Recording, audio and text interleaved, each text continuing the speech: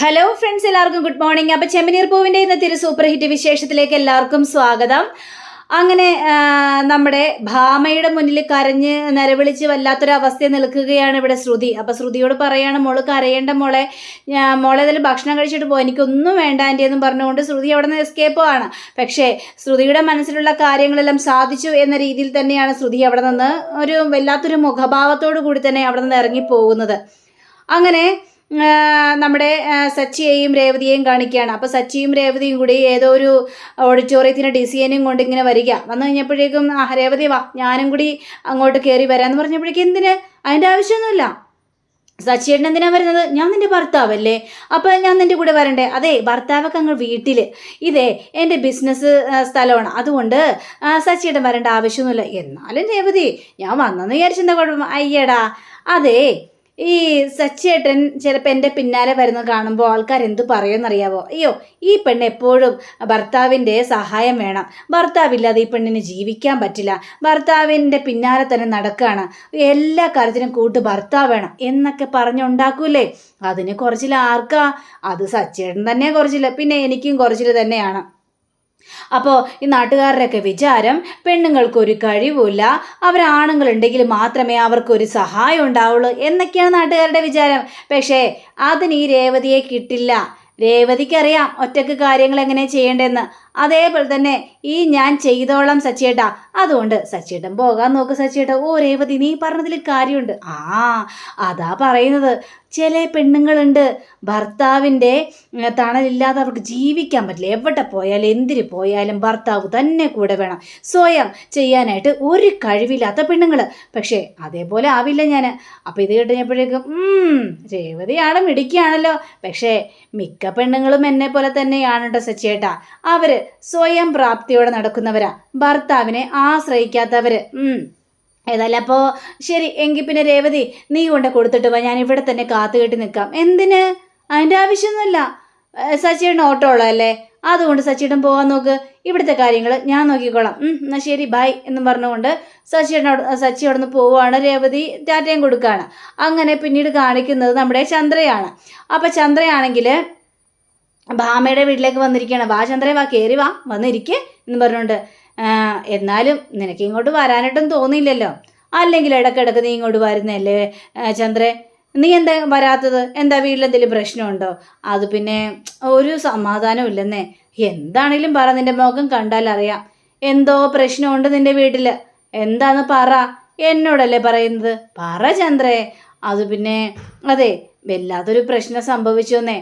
അന്ന് രവിയേട്ടൻ്റെ പൈസ കാണാതെ ആയി പോയില്ലായിരുന്നോ? അയ്യടാ, അത് രവിയേട്ടൻ്റെ പൈസ കാണാതായി പോയതാണോ? നിന്റെ മകൻ അതും കൊണ്ട് ഒളിച്ചോടി പോയതല്ലേ? ഇതേ ഭാമേ, എന്താ ഭാമേ അവനെക്കുറിച്ച് അങ്ങനെയൊക്കെ പറയുന്നത്? പിന്നെ അവനെക്കുറിച്ച് എന്താ പറയേണ്ടത്? അവൻ അവിടെ നിന്ന് മോഷ്ടിച്ചുകൊണ്ട് ഓടിപ്പോയതല്ലേ? അവൻ മോഷ്ടിച്ചതൊന്നും അല്ല, അവൻ അങ്ങനെ ഒരു രീതി സംഭവിച്ചതാണ്. എൻ്റെ മോൻ പാവണം. ശരി ശരി ആയിക്കോട്ടെ.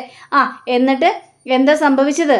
അത് പിന്നെ ആ സുധിയുടെ കയ്യിൽ നിന്ന് നഷ്ടപ്പെട്ട ആ പണമില്ലേ, ആ പണം അവളല്ലേ എടുത്തുകൊണ്ട് പോയത്, ആ നീലിമ.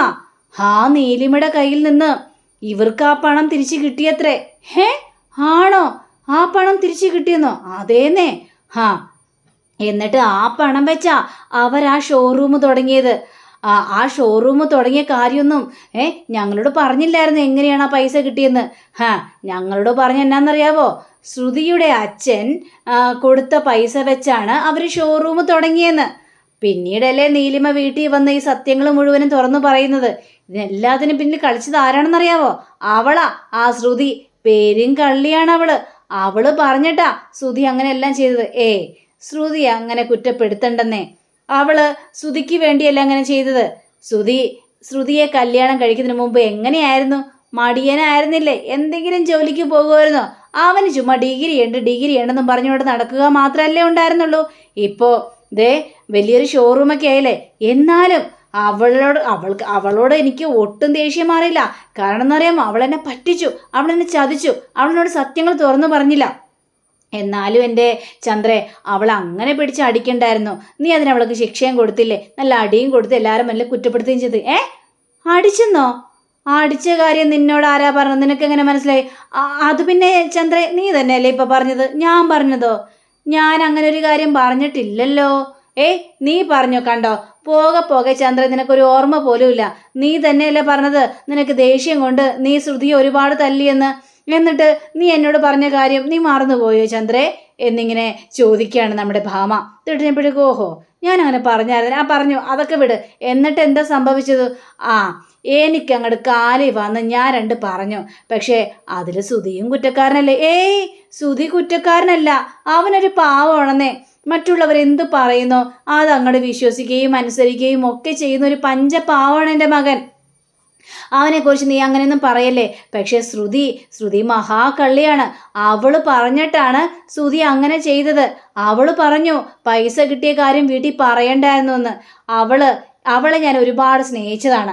പക്ഷേ അവൾ എന്നോട് വലിയൊരു ചതിയാണ് ചെയ്തത്. അവൾ എന്നോട് കള്ളത്തരം കാട്ടില്ലായിരുന്നെങ്കിലോ, ആ പൈസ കിട്ടിയ കാര്യം എന്നോട് അവൾ പറഞ്ഞിരുന്നെങ്കിലോ, അങ്ങനെയായിരുന്നെങ്കിൽ ഞാനെല്ലാം മറച്ചു വെക്കൂലായിരുന്നോ? ആ പൈസ എങ്ങനെ കൈകാര്യം ചെയ്യണമെന്നും ഞാൻ അവർക്ക് പറഞ്ഞു കൊടുക്കില്ലായിരുന്നോ? അതൊന്നും അവരെന്നോട് പറഞ്ഞില്ല. ഇത് കേട്ട ഭാമ മനസ്സ് എന്തിക്കാണ്, അടി പെരും കള്ളി, ഈ കൂട്ടത്തിൽ നീയാണ് മഹാകള്ളി. പൈസ കിട്ടിയ കാര്യം പറഞ്ഞിരുന്നെങ്കിൽ അവൾ ഒളിപ്പിച്ച് വെച്ചാനായിരുന്നു. ശ്രുതിയെ കയ്യിലെടുത്തുകൊണ്ട് നടന്നാനായിരുന്നു. അതാണിപ്പോൾ അവളുടെ പ്രശ്നം.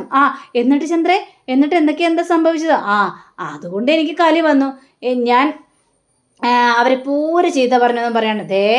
ചന്ദ്രേ, നീ കാണിച്ചതേ മഹാമോശത്തരമാണ്. ഈ ശ്രുതി ആരാണെന്ന് നിന്റെ വിചാരം? ഒരു പണക്കാരി പെണ്ണല്ലേ? അവളുടെ അച്ഛൻ മലേഷ്യയിൽ വലിയ ബിസിനസ്സുകാരനല്ലേ? കോടീശ്വരനായ ഒരാളുടെ മകള്. ആ മകളെയാണ് നീ ഇട്ട് തല്ലുകയും ഇങ്ങനെ വഴക്ക് പറയുകയും അവഗണിക്കുകയും ചെയ്യുന്നത്. ഇവളായതുകൊണ്ട് അവിടെ പിടിച്ചു നിൽക്കുന്നു. വേറെ ആരായിരുന്നെങ്കിലോ ശ്രുതിയായിട്ടുണ്ട് ഇറങ്ങിപ്പോയായിരുന്നു. നിന്റെ ഇനി ദുഷ്ടത്തരം സഹിക്കാനാവാതെ ശ്രുതി അവിടെ നിന്ന് ഇറങ്ങിപ്പോയാലോ? ലാസ്റ്റ് ശ്രുതിയുടെ പിന്നാലെ ശ്രുതിയും ഇറങ്ങിപ്പോവും. ഇല്ല, എൻ്റെ മോൻ അങ്ങനെ ഇറങ്ങിപ്പോകില്ല. അതെനിക്ക് ഉറപ്പുള്ള കാര്യം തന്നെയാണ്. അവൻ അങ്ങനെ ചെയ്യില്ല. ആര് പറഞ്ഞു? ഈ ശ്രുതി ഒരു 50 ലക്ഷം രൂപയും കൊണ്ട് കടന്നു കളഞ്ഞവനല്ലേ? അപ്പം പിന്നെ കോടീശ്വരനായ മകളെ കെട്ടി കോടികൾ കിട്ടുമെന്ന് അറിഞ്ഞു കഴിയുമ്പോൾ അവൻ എന്താ പോകാതിരിക്കോ? അവനെ പണത്തിനോട് മാത്രമാണ് ഇഷ്ടം. നിന്റെ ഒരു മകനെ ഒരു മരങ്ങോടന. എന്താ മാമേ, എൻ്റെ മകനെക്കുറിച്ച് നീ എന്താ പറഞ്ഞത്? ഉള്ള കാര്യം തന്നെയാണ് ഞാൻ പറഞ്ഞത്. അല്ലാണ്ട് നിന്റെ മകനെക്കുറിച്ച് എന്ത് പറയാനാ? ഇല്ല, എൻ്റെ മകനെ ഞാൻ പറഞ്ഞ അനുസരിച്ച് ജീവിക്കുന്ന ഒരാളാണ്. അതുകൊണ്ട് എൻ്റെ മകൻ അങ്ങനെയൊന്നും പോവില്ല. നീ അതും വിശ്വസിച്ചിരുന്നോ? പക്ഷേ ശ്രുതി ഒരിക്കലും നിന്റെ പീഡനം സഹിക്കാനാവാതെ ആ വീട് വിട്ട് ഇറങ്ങിപ്പോയി ഡിവോഴ്സും വേണമെന്നും പറഞ്ഞുകൊണ്ട് പോകും. അങ്ങനെ പോയി കഴിഞ്ഞിട്ടുണ്ടെങ്കിൽ എന്ത് സംഭവിക്കുമെന്നാണ് നീ വിചാരിച്ചിരിക്കുന്നത്? പക്ഷേ ഡിവോഴ്സ് ചെയ്യാനായിട്ട് നിന്റെ ശ്രുതി സമ്മതിക്കുകയില്ല. ശ്രുതിയാണെങ്കിൽ അവളുടെ പിന്നാലെ ഇറങ്ങിപ്പോയി മലേഷ്യയിൽ പോയി സുഖമായിട്ട് ജീവിക്കും. പിന്നെ നിനക്ക് 2 പേരെയും കാണാൻ പറ്റില്ല. ബാമേ, നീ ഇങ്ങനെയൊക്കെ പറയല്ലേ ബാമേ? പിന്നെ ഞാൻ എങ്ങനെ പറയാനാണ്? നടക്കാൻ പോകുന്നത് ഞാൻ പറഞ്ഞോളൂ. നീ കണ്ടോ, ഞാൻ പറയുന്നതിൽ എന്തെങ്കിലും നടന്നേ പറ്റുള്ളൂ. അല്ലെങ്കിൽ നീ അവരോട് ക്ഷമിക്കണം. നിന്റെ മരുമകളെ നീ സ്നേഹിക്കണം, ശ്രുതിയെ സ്നേഹിക്കണം. അല്ലാതെ വേറെ രക്ഷയില്ല എന്നും പറയുകയാണ്. ഇത് കേട്ട ചന്ദ്രയാണെങ്കിൽ അപ്പം ഞാൻ അങ്ങനെയൊക്കെ ചെയ്യണമെന്നാണ്. തീർച്ചയായിട്ടും നീ അങ്ങനെ ചെയ്യണം. ചെയ്തില്ലെങ്കിൽ പണി പാളും എന്ന രീതിയിലൂടെ പറയാം. നീ ചെല്ലാൻ നോക്ക്. എത്രയും പെട്ടെന്ന് അവളെ വീട്ടിലേക്ക് വിളിച്ചുകൊണ്ട് വന്ന് നല്ല സ്നേഹത്തോടെ പെരുമാറാനായിട്ട് നോക്ക് എന്ന് പറഞ്ഞുകൊണ്ട് ചന്ദ്രയുടെ ബ്രെയിൻ വാഷ് അവിടെ ചെയ്യുകയാണ്. ചന്ദ്രയാണിത് കേട്ടപ്പോൾ ഒന്ന് പേടിച്ചു പോയി. അപ്പോൾ ചന്ദ്ര അവിടെ നിന്ന് ഇറങ്ങുകയാണ്. അങ്ങനെ പിന്നീട് കാണിക്കുന്നത് നമ്മുടെ രവിയാണ്. അപ്പോൾ രവിക്ക് ഒരു ഗ്ലാസ് ചായ കൊണ്ടുവന്ന് കൊടുക്കുകയാണ് നമ്മുടെ രേവതി. അപ്പോൾ എന്നാ ചായ എന്ന് പറഞ്ഞിട്ട് ചായ കുടിക്കുക. എന്തായി മോളെ, അവർ തമ്മിലുള്ള പിണക്കം മാറിയോ? ശ്രുതിയും ഒരുമിച്ചാണ് ഓഫീസിലേക്ക് പോയത് എന്ന് ചോദിച്ചു കഴിഞ്ഞപ്പോഴേക്കും ഇല്ല അച്ഛാ, അവർ ഒരുമിച്ചല്ല ഓഫീസിലേക്ക് പോയത്. കാരണം അമ്മ അവർ രണ്ടുപേരെയും ഒന്നിപ്പിക്കാനായിട്ട് സമ്മതിക്കുന്നില്ലല്ലോ, സംസാരിക്കാൻ പോലും സമ്മതിക്കുന്നില്ല. ഇന്ന് ഭക്ഷണം കഴിക്കാനായിട്ട് വന്നപ്പോഴേ ശ്രുതിയെ ഭക്ഷണം കഴിക്കാൻ പോലും സമ്മതിച്ചില്ല. അവിടുത്തെ എന്തിനുള്ള പുറപ്പാടാ? ഇങ്ങനെയൊക്കെ കാണിക്കേണ്ട വല്ല കാര്യമുണ്ടോ?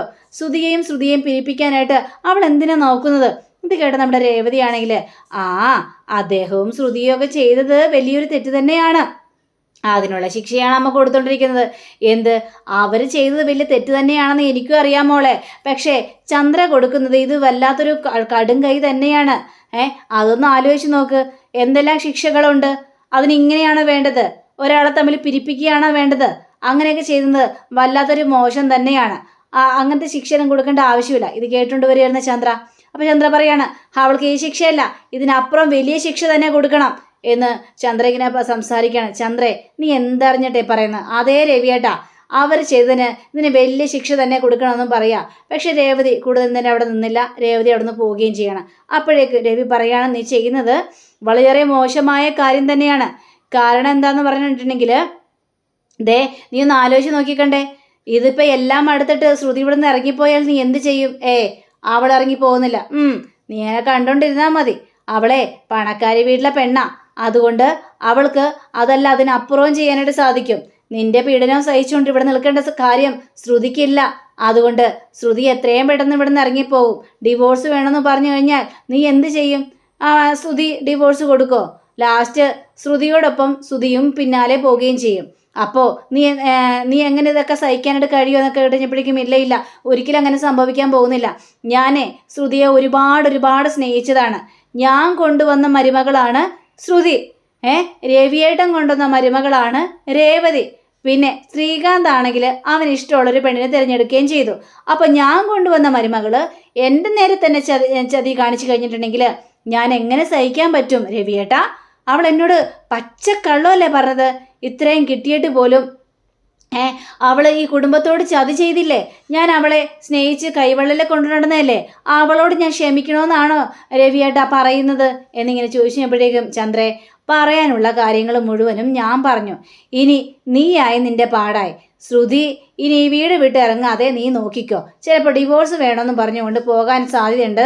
അത് 100% ഉറപ്പാണ്. അത് നീ കാത്തിരുന്ന് കണ്ടോ എന്ന രീതിയിൽ പറയുകയാണ്. ഇത് കേട്ടുകഴിഞ്ഞപ്പോഴേക്ക് ചന്ദ്രയ്ക്ക് വീണ്ടും പേടി തോന്നുകയാണ്. ഇനിയിപ്പോൾ രവിയേട്ടനും ഭാമയൊക്കെ പറഞ്ഞതുപോലെ തന്നെ സംഭവിക്കോ എന്നുള്ളൊരു പേടി നമ്മുടെ ചന്ദ്രയുടെ മനസ്സിലേക്ക് ഇങ്ങനെ കുതിച്ചു കയറി വരിക. അങ്ങനെ പിന്നീട് നമ്മുടെ ശ്രുതിയെ കാണിക്കുകയാണ്. അപ്പോൾ ശ്രുതി ഈ മീരയോട് സംസാരിക്കുകയാണ്.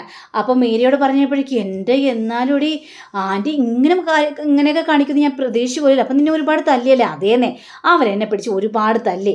എന്നാലും നീ ആ പണം ഇതാക്കിയത് അറിഞ്ഞല്ലോ ആ സമയത്ത് നീലിമ എന്നല്ലേ? അതെ, അവൾ വന്നതുകൊണ്ടാണ് പ്രശ്നം. അവൾ വന്നതുകൊണ്ട് മാത്രമല്ല, ആ സച്ചി അവളെ വരുത്തിയതല്ലേ?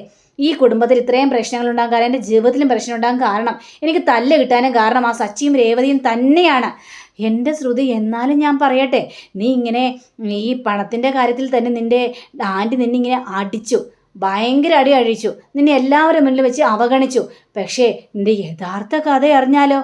ആദിയുടെയും നിന്റെ ആദി വിവാഹം കഴിഞ്ഞതും പിന്നെ നിൻ്റെ മലേഷ്യൻ അച്ഛനെക്കുറിച്ചുള്ള കാര്യവും ഒക്കെ അറിഞ്ഞു കഴിഞ്ഞാൽ എന്തായിരിക്കും സ്ഥിതി?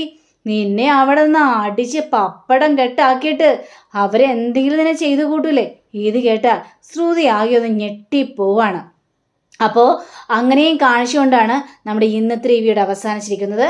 അടുത്ത റിവ്യൂവിനെ കാത്തിരിക്കുക, സബ്സ്ക്രൈബ് ചെയ്യുക. എല്ലാവർക്കും നല്ലൊരു ദിനം ആശംസിച്ചുകൊണ്ട് തന്നെ നമസ്കാരം. Thank you. See again. By.